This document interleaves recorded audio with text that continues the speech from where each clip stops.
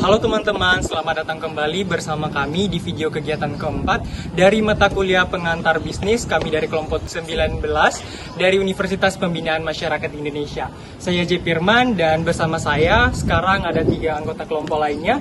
Ada Bang Christian, Kak Dea, dan Kak Cynthia. Jadi pada kegiatan ini kami akan menjelaskan perjalanan kami dari 3 subbab sebelumnya. Jadi ada juga di sini kami menjelaskan momen-momen di mana kami berubah total dan ini cukup seru di mana ini membawa kami kepada pembelajaran yang lebih baru. Dan bagaimana keseruannya tentu sangat menarik untuk ditonton.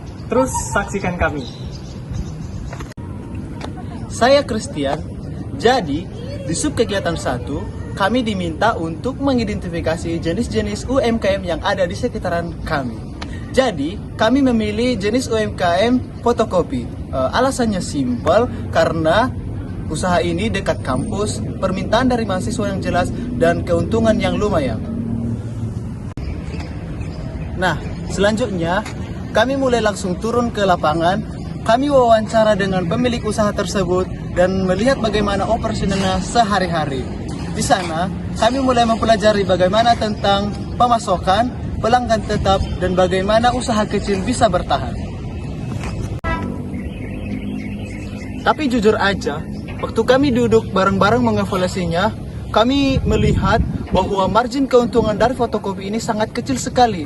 Persaingan yang ketat, dan bahkan hampir setiap orang sudah memiliki printernya masing-masing. Jadi pertanyaannya, apakah usaha ini yang akan kami kejar? Nah, dari sinilah ceritanya mulai berubah. Saya Cynthia, jadi pada saat kami melakukan evaluasi sub kegiatan 1, ada satu diskusi panjang di grup. Kami nanya ke diri sendiri, jika ingin serius usaha, produk apa yang permintaannya selalu ada, modalnya terjangkau, dan pasarnya yang jelas. Nah, di situ muncul langsung jawabannya, yaitu makanan. Setelah kami riset kecil-kecilan, bakso itu adalah salah satu kuliner yang paling dicari di kota Medan. Bahan baku utamanya yaitu daging sapi. Nah, dari situ kami putuskan untuk melakukan sub kegiatan 2, kami akan survei pemasok daging sapi. Jadi meskipun awalnya kami survei fotokopi, tapi dari proses itu kami justru malah menemukan insight yang lebih besar, bisnis kuliner berbasis daging sapi segar yang mempunyai potensi jauh lebih menjanjikan untuk skala UMKM.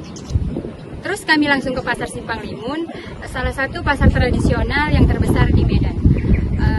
Dan di situ kami ketemu 2 pemasok daging sapi. Yang pertama itu ada Bapak Kaila di Los Timur, dan yang kedua ada Bapak Wahyu di Los Barat. Terus kami langsung wawancara langsung, catat harga, dokumentasi lapak, dan analisis dua-duanya. Saya Dea, jadi hasil survei kami cukup menarik. Bapak Kaila sudah jualan lebih dari 10 tahun, dapatnya langsung dari rumah potong hewan. Jadi, kualitasnya sangat terjamin. Harga daging sapinya berkisar seharga 140.000 per kilogram. Tapi kekurangannya, beliau tidak mau menerima pesanan WhatsApp dan hanya mau pembayaran tunai. Sementara Bapak Wahyu harganya sedikit lebih murah, seharga 138.000 per kilogram. Untuk daging sapi dan hati sapinya seharga 65.000 per kilogram, lebih murah 5.000 dari Bapak Kaila. Yang paling penting buat kami sebagai UMKM, beliau menerima pesanan lewat WhatsApp dan bisa bayar transfer. Ini sangat memudahkan untuk pemesanan rutin.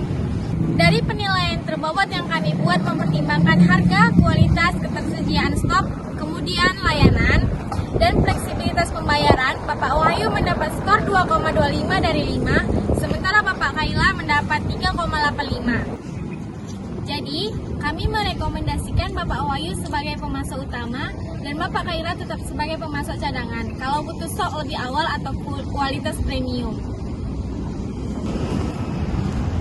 Saya J. Firman. Setelah kami memantapkan ide kami untuk membuat usaha bakso dan kami sudah juga menentukan dengan jelas pemasok daging kami, sekarang langkah berikutnya adalah kami harus membuat usaha kami agar legal di mata hukum. Di sub kegiatan ketiga ini, kami memutuskan untuk membuat surat keterangan usaha atau biasa kita sebut dengan SKU. Kenapa kami memilih hal ini? Karena SKU ini sudah memang menjadi standar bagi kami seperti kami sekarang, yakni UMKM. Dan nama usaha kami beri nama Bakso Segar Nusantara. Kenapa kami memilih SKU? Karena SKU ini dalam prosesnya tidak terlalu ribet dan juga prosesnya cukup cepat dalam pengurusan. Itulah perjalanan kami kelompok 19 untuk proyek pertama. Dari survei fotokopi yang membuka mata kami, Sampai kami menemukan peluang yang lebih besar di bisnis bakso. Dengan pemasok daging yang sudah teridentifikasi, Dan legalitas sudah di tangan. Terima kasih telah menyimak. Salam dari kelompok 19.